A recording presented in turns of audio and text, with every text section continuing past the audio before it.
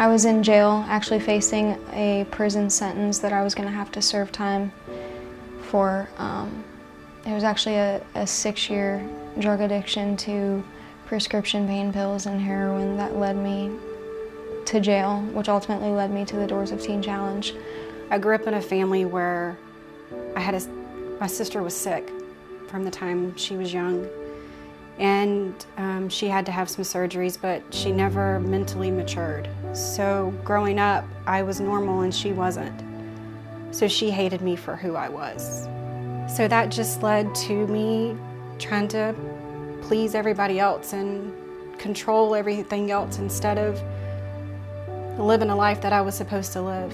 Pain and hurt from stuff that happened within my family, it snowballed. It was a snowball effect. I remember taking my first pill at the age of 14 and thinking that I found the remedy and the fix for all of the pain that I experienced as a child through watching my father in his addiction and pretty much losing everything that I had.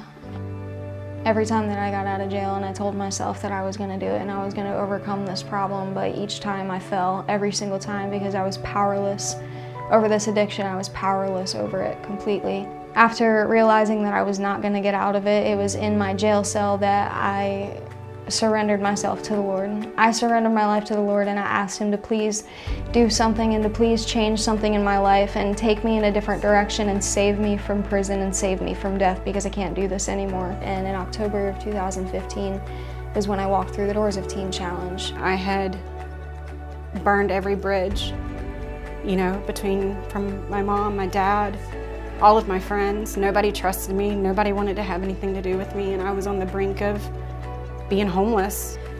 And around that time, someone called my mom and said she needs to call Teen Challenge.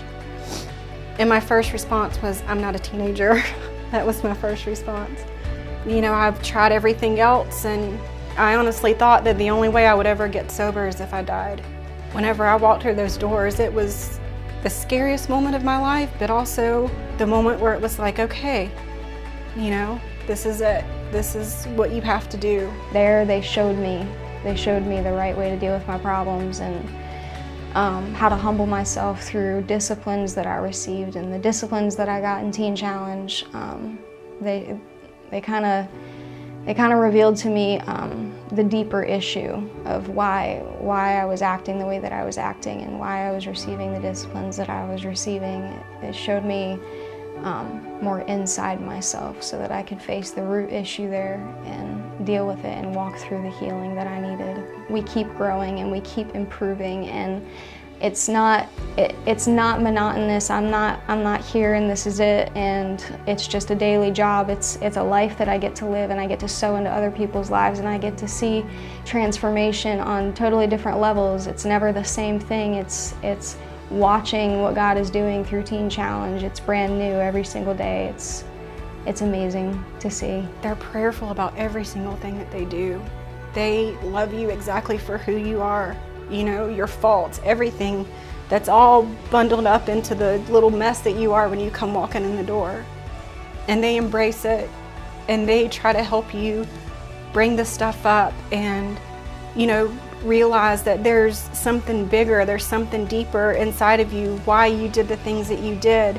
But that's okay, because with them and with God, they're going to help you get to it, and they're going to help you walk through it, because you're not doing this alone anymore. Literally just 3 years ago, I was homeless. I was living in the woods as a drug addict, and the rapid and intense change that has happened in just a matter of 3 years, it just shocks me and it amazes me.